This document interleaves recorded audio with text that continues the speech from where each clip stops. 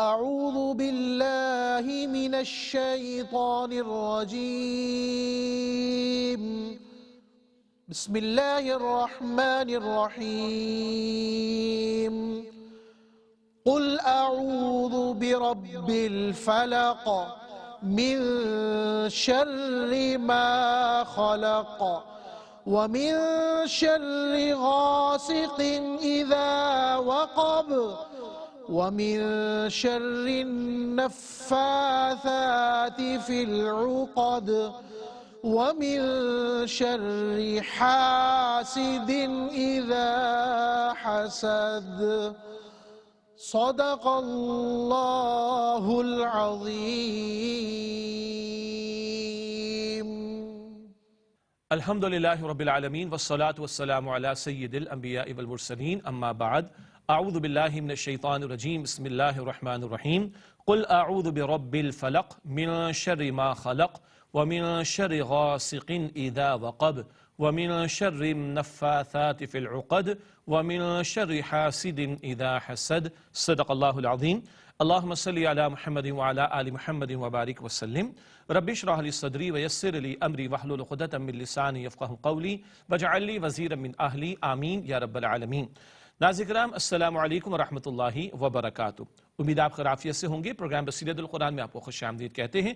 الحمدللہ آج episode number 1154 آپ کی خدمت پیش کر رہے ہیں. انشاءاللہ آج ہم مطالعہ کریں گے سورۃ الفلق کا. اس کی تلاوت کے ذریعے حسب معمول قاری سلمان صاحب نے پروگرام کا باقاعدہ آغاز فرما دیا اور ہمیشہ کی طرح آج بھی ہمارے ساتھ ہمارے نوجوان ساتھی اسٹوڈیوز میں موجود ہیں. آئیے انہیں خوش آمدید کہتے ہیں, پروگرام میں شامل کرتے ہیں. السلام علیکم ورحمۃ اللہ وبرکاتہ. وعلیکم السلام ورحمۃ اللہ وبرکاتہ. خیریت سے بیٹا آپ لوگ؟ الحمدللہ. ماشاءاللہ.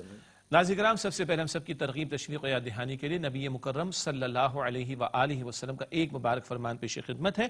آئیے قرآن حکیم سیکھیں. فرمان نبوی صلی اللہ علیہ وآلہ وسلم. اللہ تعالیٰ قرآن کریم کی بدولت قوموں کو عروج عطا فرمائے گا اور اس کو ترک کر دینے کی وجہ سے ان کو رسوا کر دے گا. صحیح مسلم شریف کی روایت ہے. قوموں کے عروج اور زوال کا فلسفہ بیان ہو رہا ہے. اس قرآن پاک کو تھامنے والوں کو اللہ عروج عطا فرمائے گا اور اسے ترک کر دینے کی وجہ سے لوگوں کو رسوا کر دے گا. البتہ ایک نقطہ ہم نے بار بار ذکر کیا, یہ ماننے والوں کے تعلق سے اصول ہے. قرآن حکیم کو ماننے والے جب قرآن حکیم کو تھامیں گے تو دنیا میں بھی عروج پائیں گے اور فراموش کریں گے تو ذلت اور رسوائی ان کا مقدر بن جائے گی. اللہ تعالی ہمیں قرآن حکیم سے تعلق کی مضبوطی اور اس کے حقوق کو ادا کرنے کی توفیق عطا فرمائے. بارہا قرآن حکیم کے حقوق کا ذکر آیا. قرآن حکیم پر ایمان, قرآن حکیم کی باقاعدہ تلاوت, قرآن حکیم کو سمجھنا, قرآن حکیم کے احکام پر عمل کرنا اور قرآن حکیم کے پیغام کو دوسروں تک پہنچانا. کتنے حقوق ہیں قرآن حکیم کے؟ 5 ہیں. اللہ تعالیٰ ہم سب کو ادا کرنے کی توفیق عطا فرمائے. ناظرین کرام بات کو آگے بڑھاتے ہیں. سورۃ الاخلاص کا مطالعہ ہم نے مکمل کیا پچھلی نشست میں اور آج ہم سورۃ الفلق کا مطالعہ کر رہے ہیں. دونوں صورتوں کے مرکزی مضامین, آیات کا تجزیہ مضامین کے اعتبار سے اور ربط صورت کو جانتے ہیں. سورۃ الاخلاص مرکزی مضمون تھا ذات و صفات باری تعالیٰ کا جامع بیان. اللہ تعالیٰ کی ذات اور اس کی صفات کا بہت جامع مختصر الفاظ میں بیان ہمارے سامنے آیا. آیات کا تجزیہ کرتے ہیں. پہلی 2 آیات سورۃ الاخلاص توحید ذات باری تعالیٰ کی وضاحت. وہ احد ہے, اکیلا ہے اور وہ بے نیاز ہے. اگلا نقطہ ہے سورہ اخلاص کی آیات 3 اور 4 کے تعلق سے باری تعالیٰ کی صفات کا جامع بیان. نہ وہ کسی کا والد نہ کسی کی اولاد اور کوئی ایک بھی اللہ کے جیسا, اس کے برابر, اس کے ہمسر نہیں ہے. یہ صفات باری تعالیٰ کا ذکر ہمارے سامنے آیا تھا. ربط صورت کو جانتے سورۃ الاخلاص اور اب اس کے بعد سورۃ الفلق ہے. سورۃ الاخلاص میں توحید خالص یعنی توحید ذات باری تعالیٰ کا ذکر تھا. سورۃ الفلق میں اللہ تعالیٰ کی ربوبیت اور شرور سے بچنے کے لیے اس سے التجا کرنے کا بیان ہے. اللہ تعالیٰ کی ایک شان یہ بھی ہے کہ وہ رب العالمین ہے. ویسے رب الناس کے الفاظ آئیں گے سورہ الفلق میں, لیکن اللہ رب العالمین بھی ہے. تو یہ توحید ہی کے تعلق سے اللہ تعالیٰ کا ایک اور تعارف کہ وہ رب ہے اور وہ رب ہی ہے جو شرور کے اثرات سے, مضر اثرات سے بچانے والا ہے. اس سے شرور سے بچاؤ کے تعلق سے التجا کرنا یہ سکھایا جا رہا ہے سورۃ الفلق میں. یہ تو ہوا ربط سورت کا بیان. اب سورۃ الفلق کا مرکزی مضمون اور آیات کا تجزیہ آپ کے سامنے رکھتے ہیں. مرکزی مضمون ہے خارجی شرور سے حفاظت کے لیے دعا. بہت سے شرور ہمارے باہر سے دوسروں کی جانب سے ہم پر حملہ آور ہوتے, یہ خارجی شرور ہیں. ایکسٹرنل شرور باہر سے آنے والے, ان سے بچنے کی دعا کیسے کی جائے سورۃ الفلق میں ہمیں سکھایا جا رہا ہے۔ اس کے بعد آیات کا تجزیہ مضامین کے ایٹ اے گلانس سامنے آنے کے اعتبار سے کرتے ہیں آپ کے سامنے۔ پہلی آیت، شر سے محفوظ رہنے کے لیے رب تعالیٰ کے دامن میں پناہ کی ہدایت۔ وہی ہے نا شرور سے بچانے والا، باقی سب تو محتاج ہیں، تو محتاج ہمیں کیا دے سکیں گے، کیا بچا سکیں گے، کس سے مانگے؟ جو اللہ تعالیٰ ہے، جو سب سے بے نیاز ہے، اس اللہ سے وابستہ ہونا اور اس کے دامن میں پناہ حاصل کرنے کی کوشش کرنا، یہ دعا سکھائی جا رہی ہے سورۃ الفلق میں۔ اگلی 4 آیات ہیں، آیات 2 تا 5 سورۃ الفلق کے تعلق سے 4 قسم کے شرور سے حفاظت کے لیے دعا کی تلقین، ایک عمومی طور پر شرور کا بیان اور 3 خصوصی شرور کا ذکر آگے انشاءاللہ مزید آپ کے سامنے رکھ دیں گے۔ تو یہ تو ہوا سورہ اخلاص اور سورہ فلق کے مضامین کا تجزیہ اور آپس کا باہمی ربط ان دونوں صورتوں کا۔ اب آئیے آج کا درس ہم شروع کریں۔ آج ہم مطالعہ کریں سورۃ الفلق کا، 5 آیات ہیں، ان کا مفہوم اور ترجمہ۔ آپ صلی اللہ علیہ وآلہ وسلم فرمائیے، میں صبح کے رب کی پناہ میں آتا ہوں ہر اس چیز کے شر سے جو اس اللہ نے پیدا فرمائی، اور اندھیری رات کے شر سے جب وہ چھا جائے، اور گرہوں میں پھونکے مارنے والیوں کے شر سے، اور حسد کرنے والے کے شر سے جب وہ حسد کرنے لگے۔ یہ سورۃ الفلق کا ترجمہ ہو گیا۔ اس کے بعد ترتیب کے مطابق آگے چلتے ہیں اور ربط آیات کو سمجھتے ہیں، گزشتہ آیات اور آج کی زیر مطالعہ آیات کا باہمی تعلق۔ ٹھیک ہے، ربط آیات کے حوالے سے پہلا نقطہ اسکرین پر ملاحظہ فرمائیے گا۔ سورۃ الاخلاص کے اختتام پر ذکر تھا کہ اللہ تعالیٰ کا کوئی ہمسر نہیں۔ اگلا نقطہ ہے، سورۃ الفلق کے آغاز میں ہر قسم کے شرور سے بچنے کے لیے اللہ تعالیٰ کی پناہ میں آنے کی تلقین کی گئی ہے۔ کوئی اللہ تعالیٰ کے برابر نہیں ہے، تو سب محتاج ہے نا جی، تو محتاج سے کیا توجہ کرنا یا تلقین سے توقع کرنا، کس سے مانگے؟ اللہ سے، جو سب کو عطا فرمانے والا ہے، اور وہ اللہ ہی ہے جس کے برابر کوئی نہیں، اور وہ اللہ ہی ہے جو شرور سے بچانے کی کل قدرت رکھتا ہے۔ تو یہ ربط آیات بھی ہمارے سامنے آ گئے۔ تعارف کی طرف چلتے ہیں، جو نکات آپ کے سامنے ہم تشریح میں رکھتے ہیں ان کا خاکہ یا آؤٹ لائن پہلے ہمارے سامنے آتی ہے۔ تعارف کے حوالے سے ہمیشہ کی طرح آج بھی 3 باتیں۔ پہلا نقطہ، خارجی شرور سے بچنے کے لیے اللہ تعالیٰ کی پناہ میں آنے کی تعلیم اور دعا سکھائی جا رہی ہے نبی اکرم صلی اللہ علیہ وآلہ وسلم کے ذریعے سے۔ اگلا نقطہ تعارف کے ذیل میں ہے، خارجی شرور میں رات کی تاریکی کے شرور بھی شامل ہیں۔ تفصیل آگے آ جائے گی کہ رات کی تاریکی کے شرور سے کیا مراد ہے۔ اور اگلا نقطہ تعارف کے ذیل میں، جادو اور حسد کے شرور بھی خارجی شرور میں شامل ہیں۔ یہ 3 خاص شرور کا ذکر آ رہا ہے، شر کی جمع شرور، رات کی تاریکی کا شر، جادو کا شر اور حسد کا شر۔ آگے تفصیل انشاءاللہ کریں گے۔ اس کے بعد اب آیات کا تجزیہ رکھتے ہیں اور ایک ایک آیت کا موضوع ٹاپک آپ کے سامنے رکھیں گے انشاءاللہ۔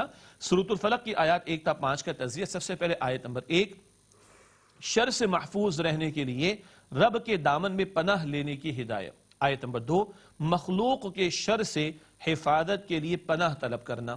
آیت نمبر 3، رات کے شر سے حفاظت کے لیے پناہ طلب کرنا۔ آیت نمبر 4، جادو کے شر سے حفاظت کے لیے پناہ طلب کرنا۔ اور آیت نمبر 5، حاسدوں کے شر سے حفاظت کے لیے پناہ طلب کرنا۔ یہ 5 آیات کے موضوعات بھی ہمارے سامنے آ گئے تجزیے کے ذیل میں، اور الحمدللہ اسی کے ساتھ ناظرین کرام آج کی زیر مطالعہ آیات کا مفہوم و ترجمہ، ربط آیات، تعارف و تجزیے کا بیان مکمل ہوا۔ اب وقت ان آیات کی تشریح کا ہم مطالعہ شروع کر رہے ہیں سورۃ الفلق کی پہلی آیت سے۔ جی مجھے معلوم ہے ہم سب کو یاد ہے ماشاءاللہ۔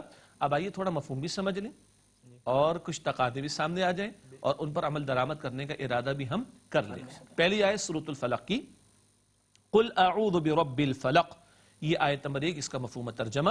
آپ صلی اللہ علیہ وآلہ وسلم فرمائیے، میں صبح کے رب کی پناہ میں آتا ہوں۔ یہ آیت نمبر 1 کا ترجمہ ہے۔ تشریح کے حوالے سے پہلا نقطہ اسکرین پر ملاحظہ فرمائیے گا۔ سورۃ الفلق اور سورۃ الناس کو معوذتین بھی کہا جاتا ہے۔ کیا کہا جاتا ہے؟ معوذتین، 2 پناہ دینے والی صورتیں۔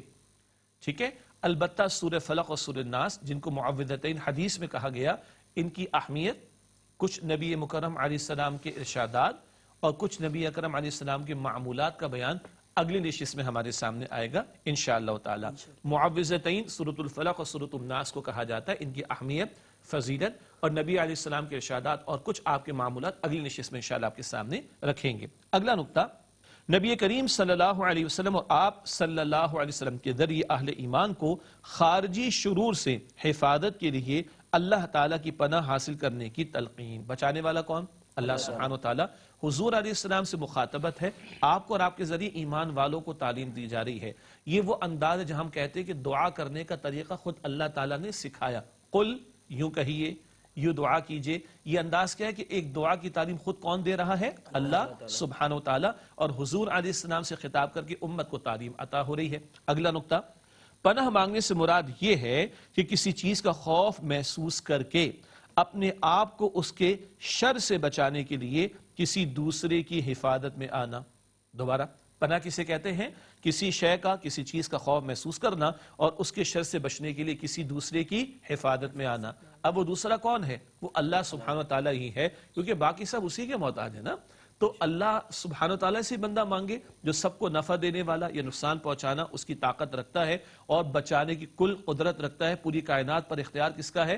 اللہ سبحانہ وتعالی کا۔ تو یہ اللہ کی پناہ میں آنے کی طرف اشارہ ہو رہا ہے۔ اگلا نقطہ، یہاں مراد ہے کہ ہر طرح کے خطرات سے بچنے کے لیے اللہ تعالیٰ کی پناہ طلب کی جائے کہ وہی مسبب الاسباب ہے۔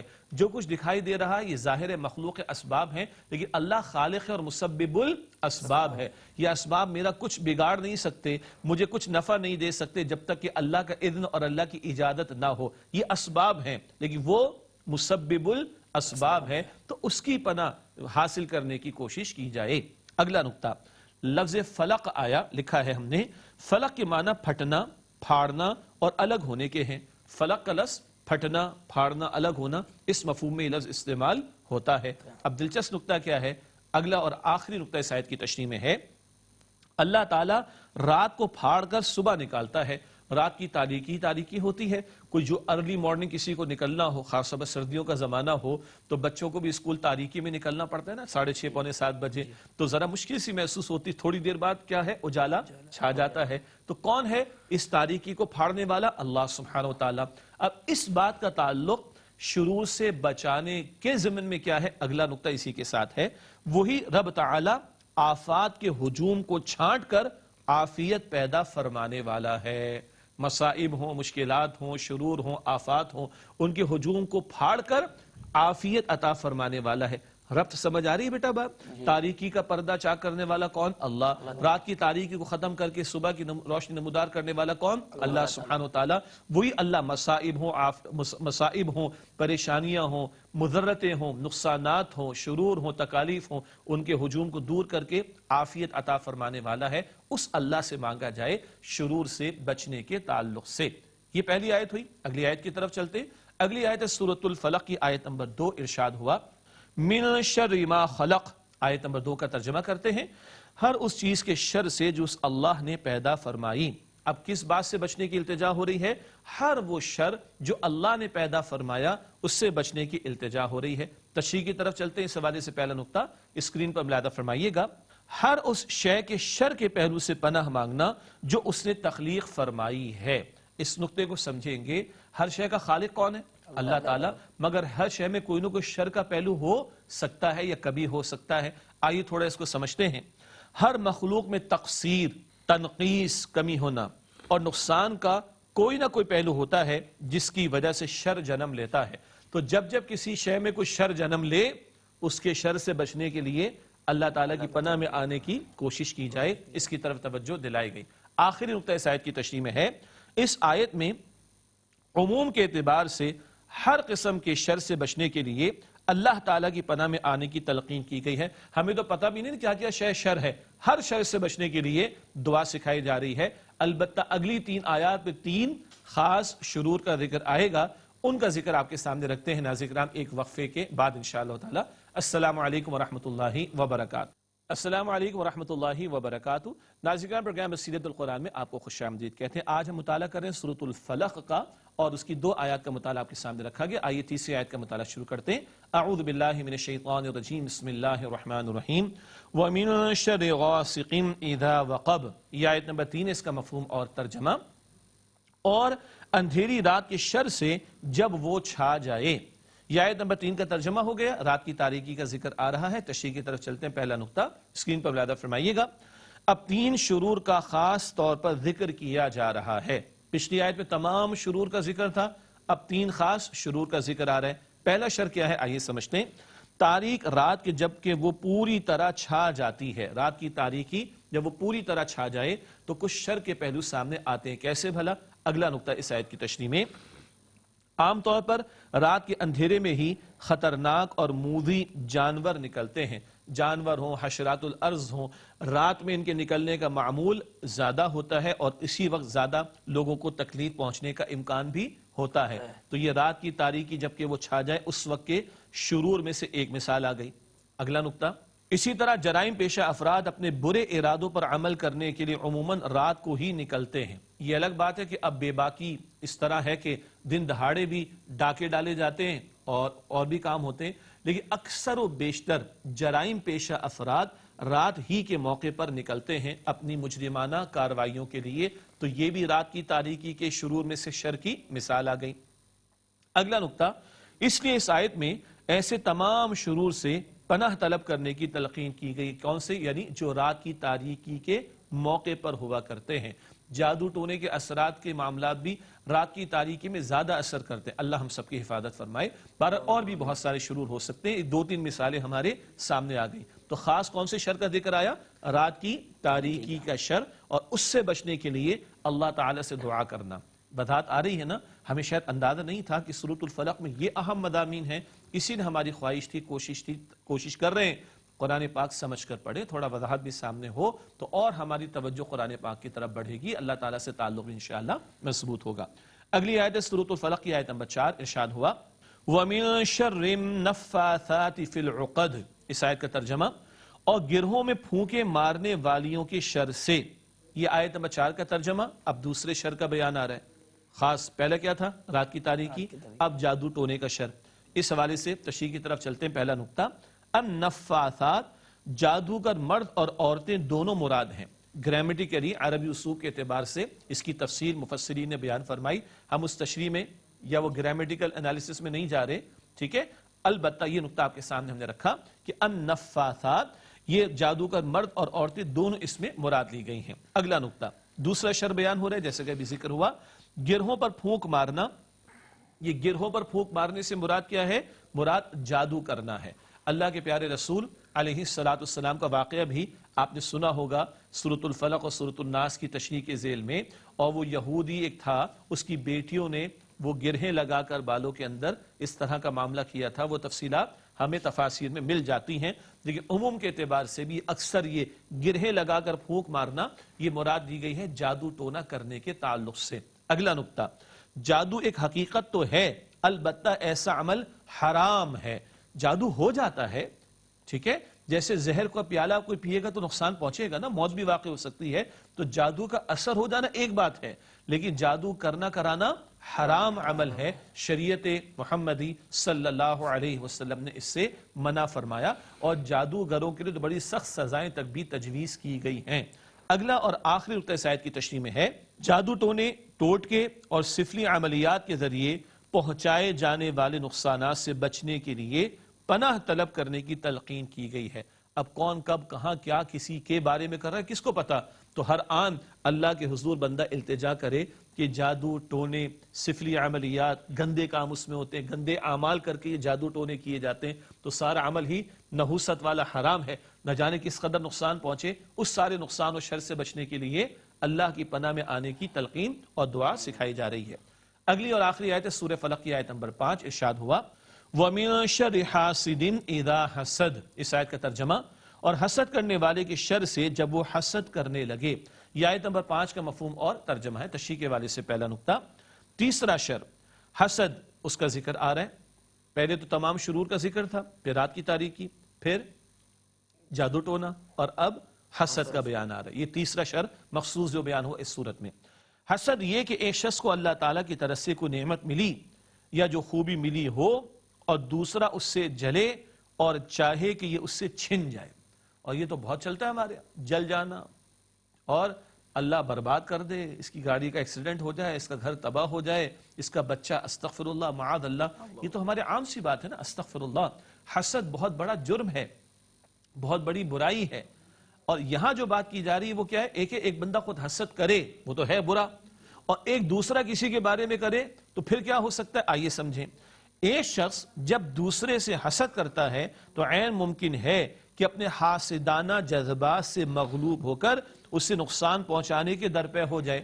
کسی کو دیکھ کر کوئی جل رہا ہے نا، اس کی گاڑی کو، کاروبار کو اور چیزوں کو دیکھ کر، تو ہو سکتا ہے یہ حسد کا مارا شخص اپنے جذبات سے مغلوب ہو کر اس کو نقصان پہنچانے کے درپے ہو جائے، شاید قتل بھی کروانے کی کوشش کرے، حرام کام جادو کرانے کی اس پر کوشش کرے.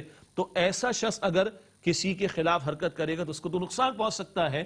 تو وہ جو دوسرا ہے، یعنی یوں کہیے میرے بارے میں، آپ کے بارے میں کوئی حسد پتہ نہیں کب کر بیٹھے، تو اس کے اس شر سے بچنے کے لیے ہم اللہ تعالیٰ سے التجا کر رہے ہیں کہ اللہ ہمیں حسد کرنے والے کے شر سے بچا لے. آخری نقطہ اس آیت کی تشریح میں ہے، چنانچہ حاسد کے شر سے بچنے کے لیے بھی اللہ تعالیٰ کی پناہ بہت ضروری ہے. اللہ تعالیٰ مجھے بھی سمجھ دے، آپ کو بھی سمجھ دے، حاسدوں کے شر سے بھی بچائے. اور یہ سورہ مبارکہ ہمیں یاد ہے، بس توجہ کے ساتھ ہم اس کی تلاوت کریں، سنیں نمازوں میں، تلاوت کریں جب خود کریں، اور ان شرور کے حوالے سے وضاحت سامنے رہے تو اب دعا بھی دل سے ہم کریں گے انشاءاللہ تعالی. ناظرین کرام، الحمدللہ سورۃ الفلق کا مطالعہ کسی درجے میں ہوا مکمل. اب وقت ہے سوالات کا. چلتے ہیں ہمارے ساتھیوں کی جانب اور اس سے دریافت کرتے ہیں کہ آج کیا سوالات ان کے ذہنوں میں اٹھے ہیں. جی بیٹا، پہلا سوال آپ کا. میرا سوال ہے کہ جادو سے بچنے کے لیے ہمیں کیا کرنا چاہیے؟ جادو سے بچنے کے لیے ہمیں کیا کرنا چاہیے؟ دو باتیں ہیں. ایک تو کہ جادو ہم پر اثر انداز نہ ہو تو سورۃ الفلق اور سورۃ الناس کی تلاوت کریں، اور انشاءاللہ آئندہ نشست میں تھوڑی تفصیل آئے گی. نبی مکرم علیہ السلام تمام فرض نمازوں کے بعد بھی اور رات کو سوتے وقت بھی اس کی تلاوت کا اہتمام فرمایا کرتے تھے. تو یہ خاص عمل ہے جو اللہ کے پیارے نبی علیہ السلام نے ہمیں تعلیم فرمایا، اور اللہ تعالیٰ نے خود جبریل امین علیہ السلام کو بھیج کر حضور کو تلقین فرمائی تھی کہ آپ ان کی تلاوت کریں، تو وہ اثرات پھر ختم ہو گئے تھے. تو بہترین حل کیا ہے؟ ان دونوں صورتوں کو اپنے معمولات میں شامل رکھیں. اسی طرح آیت الکرسی ہے، اور اس کا بھی حاصل کیا ہے؟ شرور سے حفاظت ہوتی ہے. آیت الکرسی رات کو سوتے وقت پڑھنے کی تلقین اللہ کے نبی نے فرمائی صلی اللہ علیہ وسلم، اور ہر فرض نماز کے بعد بھی آیت الکرسی کی تلاوت کا اہتمام ہونا چاہیے. اور اللہ معاف رکھے کسی پر اثرات ہو جائیں تب بھی سورۃ الفلق اور سورۃ الناس بہترین صورتیں ہیں جن کا تلاوت کا معمول ہمیں اختیار کرنا چاہیے. مزید اگر کوئی معاملہ ہو تو جو دیندار عاملین ہو، کون؟ ہاں، فارغ قسم کے نہیں، دیندار عاملین جو کہ شریعت کا علم رکھتے ہیں، اللہ کے پیارے رسول علیہ السلام کی تعلیم کردہ وظائف اور دعائیں بتاتے ہیں، ان سے رجوع کرنا چاہیے. ٹھیک ہے جی بیٹا، آپ کا سوال. میرا سوال یہ ہے کہ حسد کی تباہ کاریوں کے بارے میں تھوڑی سی وضاحت کر دیں. حسد کی تباہ کاری ہے. ایک حدیث اب یاد آ گئی مجھے، آپ کو بھی یاد ہوگی. حسد کھا جاتا ہے نا نیکیوں کو. کیسے؟ جیسے آگ جو ہے وہ لکڑیوں کو کھا جاتی ہے. آگ جلائے تو لکڑی جل جاتی ہے نا. آگ جیسے لکڑی کو ختم کر دیتی، حسد بھی نیکیوں کو ختم کر دیتا ہے. یہ حسد کرنے والے کے لیے، حسد کرنے والا اگر حسد کرنے پر آ جائے تو حسد کرنے والی کی نیکیاں تو برباد ہو جاتی. اور تباہ کاریاں کیا ہے؟ جل رہا ہے کس بات پر؟ فلاں کو اللہ نے یہ چیز کیوں دے دی، فلاں کو اللہ تعالیٰ نے خوبی کیوں دے دی. میں نے لفظ اللہ استعمال کیا، غور کیجئے گا. اگر وہ کہے اس کو گاڑی کیوں مل گئی تو دی کس نے؟ اس کا گھر بڑا کیوں کس نے دیا؟ اس کے بچے بڑے خوبصورت کس نے دیے؟ تو تم اگر جل رہے ہو تو کس پر جل رہے ہو؟ حسد کرنے والے کو کہہ رہے ہیں، آپ کو نہیں کہہ رہا. حسد کرنے والے کو کس پر جل رہا ہے؟ اللہ کے فیصلے پر. تو کس قدر تباہی کی بات ہے کہ بندہ اللہ کے فیصلے کے سامنے کھڑا ہو جائے. اس سے بڑھ کر بربادی کیا ہوگی؟ یہ حسد کرنے والے کے لیے وعیدیں اور ڈراوے ہیں. ایک بات ہو گئی. البتہ جو سورہ فلق میں ذکر ہے وہ کیا ہے؟ کوئی حسد کرے میرے سے تو اس کے شر سے میں بچنے والا بن جاؤں. آج بات یہ تھی، لیکن اب حسد پر بھی کلام ہو گیا تو نقطہ سامنے آ رہا ہے کہ ہمیں حسد سے بچنا چاہیے، ورنہ یہ نیکیوں کو برباد کر دے گا. اور حسد کرنے والا کسی بندے سے بڑھ کر گویا کہ اللہ تعالیٰ کے سامنے کھڑا ہو رہا ہے. اس سے بڑی تباہی و بربادی کیا ہو سکتی ہے؟ آپ کا سوال بیٹا. میرا سوال یہ ہے کہ حسد سے بچنے کے لیے ہمیں کیا کرنا چاہیے؟ ماشاءاللہ، دو باتیں الگ الگ کرنی ہوں گی. جو سورہ الفلق میں بات ہے وہ کیا ہے؟ کوئی مجھ سے حسد کر رہا ہے تو اس کے شر سے میں بچنے والا ہو جاؤں. تو اس کے لیے سورہ فلق کا معمول اور سمجھ کر اور اللہ تعالیٰ سے دعا کہ اس کے پتہ نہیں کب کرے حسد، مجھے کیا پتا، اور کب میرے خلاف کوئی ایکشن لے مجھے کیا پتا. اس کے حسد، وہ حسد جو کر رہا ہے اس کے شر سے بچنے کے لیے اللہ سے. ایک تو یہ بات ہو گئی. اور ایک بات ہے جو دوسرے سوال کے جواب میں نے عرض کی، ہم حسد کرنے والے نہ ہو جائیں. تو یاد رکھیں اگر حسد کرتا ہوں تو نیکیاں برباد ہو جائیں گی. رسول اللہ صلی اللہ علیہ وسلم فرما رہے ہیں. اور حسد کرتا ہوں تو کس کے مقابلے میں کھڑا ہو رہا ہوں؟ کس کے مقابلے میں؟ اس سے بڑھ کر تباہی بربادی کیا ہوگی؟ یہ خیال رکھیں گے تو حسد سے بچنے کی طرف توجہ رہے گی انشاءاللہ. اللہ ہمیں حسد کرنے والوں سے بھی بچائے اور ہم حسد کرنے والے ہو جائیں. اللہ تعالیٰ اس سے بھی ہم سب کی حفاظت فرمائے. اللہم آمین. ناظرین کرام الحمدللہ سوالات اور ان کے جوابات آپ کی خدمت میں پیش کیے کہ پروگرام کے آخری لمحات میں آخری مختصر سیگمنٹس کو شامل کرتے ہیں۔ سب سے پہلے قرآنی معلومات کا نقطہ ہے۔ آج کا نقطہ مشہور ہے لیکن دہرا رہے ہیں ایک خاص وجہ سے۔ قرآن کریم میں منزلوں کی تعداد 7 ہے۔ قرآن پاک میں منزلوں کی تعداد 7 ہے اور اکثر صحابہ کرام رضی اللہ عنہم اجمعین ایک ہفتے میں قرآن حکیم کی تلاوت کی تکمیل کر لیا کرتے تھے، اس لیے اس نقطے کو دہرایا گیا۔ ہم نے لاسٹ ٹائم قرآن پاک کی تکمیل کب کی تھی؟ میں اپنا سوچوں، آپ اپنا سوچیں، آگے چلتے ہیں۔ حاصل مطالعہ ریکیپ یا خلاصہ 3 باتیں آج بھی ہیں۔ پہلی بات، اللہ تعالیٰ مسبب الاسباب ہے اور وہی ہے جو شرور سے بچانے والا ہے، تو اسی سے التجا کرنی چاہیے، شرور سے بچاؤ کے تعلق سے۔ اگلا نقطہ حاصل مطالعہ کے ذیل میں، تمام شرور سے بچنے کے لیے اللہ تعالیٰ کی پناہ طلب کرنی چاہیے۔ اور آخری نقطہ ہے، خارجی شرور جو باہر سے حملہ آور ہوتے ہیں، ہمارے جسم کو متاثر کرتے ہیں، ہمارے ظاہر کو متاثر کرتے ہیں، خارجی شرور بالخصوص رات کی تاریکی، جادو اور حاسد کے شر سے بچنے کے لیے اللہ تعالیٰ کی پناہ طلب کرنی چاہیے۔ یہ حاصل مطالعہ کا بیان ہوا۔ اس کے بعد چلتے ہیں جائزے کی طرف، یعنی سیلف اسسمنٹ۔ اپنے آپ سے پوچھتے ہیں ہم کہاں کھڑے ہیں؟ آئیے ہم سب اپنا جائزہ لیں، میں اپنا لوں، آپ اپنا لیں۔ پہلا سوال جائزے کے طور پر، کیا ہم ہر قسم کی آفات و مصائب سے حفاظت کے لیے اللہ تعالیٰ کی پناہ طلب کرتے ہیں؟ یہ یاد بھی ہے کہ اللہ سے مانگنا ہے، اور مشکلات تو کس کے ساتھ نہیں ہیں، لیکن رجوع اللہ کرنا، اللہ کی طرف رجوع کرنا ہمیں یاد بھی رہتا ہے کہ نہیں؟ اگلا سوال، کیا معوذتین کی تلاوت کو اپنے معمولات میں شامل رکھتے ہیں؟ معوذتین کون سی 2 صورتیں ہیں؟ سورۃ الفلق اور سورۃ الناس۔ آئندہ مزید اس پر کلام ہوگا۔ کیا یہ دونوں صورتیں ہمارے معمولات میں شامل ہیں؟ جیسے کہ جوابات کے ذیل میں ذکر بھی آ چکا۔ اگلا اور آخری سوال ہے جائزے کے طور پر، کیا ہم حسد جیسی تباہ کن برائی سے بچنے کی کوشش کرتے ہیں؟ ایک ہے حسد کرنے والا، اس کے شر سے میں بچ جاؤں، ایک ہے میں خدا نہ خواستہ حسد میں مبتلا نہ ہو جاؤں۔ کیا حسد سے بچنے کے لیے میں کوشش کر رہا ہوں؟ اور حسد کرنے والا کسی سے جلتا ہے تو وہ اللہ کے فیصلے پر جلتا ہے، انجام سوچتے کہاں کھڑا ہوگا۔ اللہ مجھے اور آپ کو محفوظ رکھے حسد جیسے مرض سے۔ اس کے بعد آخری 2 باتیں پروگرام میں شامل کرتے ہیں۔ گزشتہ سوال کا جواب، سورۃ الممتحنہ کی کس آیت میں عورتوں کی بیعت کے الفاظ ذکر کیے گئے ہیں؟ درست جواب ہے سورۃ الممتحنہ کی آیت نمبر 12۔ 28 پارے کی صورتوں تک ہم پہنچے، سوالات کرتے کرتے سورہ فاتحہ سے ہم نے سلسلہ شروع کیا تھا۔ عورتوں کی بیعت کے الفاظ قرآن پاک میں، مردوں کی بیعت کے الفاظ احادیث میں ہیں۔ سبحان اللہ، عورتوں کی بیعت کے الفاظ قرآن کریم میں آئے ہیں کہ وہ اللہ کے ساتھ شرک نہیں کریں گی، اور وہ چوری نہیں کریں گی، وہ زنا نہیں کریں گی، اور وہ ناجائز بچے کو اپنے شوہر کی طرف منسوب نہیں کریں گی۔ تفصیل ہے سورہ ممتحنہ آیت نمبر 12 میں اس کا ذکر آیا ہے۔ آج کا سوال نوٹ کیجئے گا، سورۃ الصف کی کس آیت میں ذکر ہے کہ نبی کریم صلی اللہ علیہ وآلہ وسلم کی بعثت کا مقصد نظام زندگی پر اللہ تعالیٰ کے دین کو قائم کرنا ہے؟ حضور کو کیوں بھیجا گیا؟ اللہ کی زمین پر اللہ کے دین کو قائم کرنے کے لیے۔ تو سورۃ الصف کی کس آیت میں ذکر آیا ہے؟ میں دوبارہ سوال عرض کرتا ہوں، سورۃ الصف کی کس آیت میں ذکر ہے کہ نبی کریم صلی اللہ علیہ وآلہ وسلم کی بعثت کا مقصد نظام زندگی پر اللہ تعالیٰ کے دین کو قائم کرنا ہے؟ درست جواب انشاءاللہ اگلے پروگرام میں آپ سے شیئر کریں گے، اور اسی کے ساتھ چاہیں گے اجازت، اسی کے پروگرام کا وقت ہوا مکمل۔ آپ تمام ساتھیوں کو بہت شکریہ، اللہ تعالیٰ آپ کو جزائے خیر عطا فرمائے۔ ناظرین کرام، ہم سب کو، ہماری پوری ٹیم کو، ہمارے خالد صاحب کو، تمام تعاون کرنے والوں کو، کیو ٹی وی کی انتظامیہ کو، تمام مسلمانوں کو اپنے دعا میں یاد رکھیے۔ اے اللہ سبحانہ وتعالی ہم سب کو ہر قسم کے شر سے محفوظ فرما، اور اپنی ذات پر توکل بھی عطا فرما، اور اپنے سے اے اللہ مانگنے والا ہم سب کو بنا۔ آمین یا رب العالمین۔ وآخر دعوانا الحمد للہ رب العالمین، والسلام علیکم ورحمۃ اللہ وبرکاتہ۔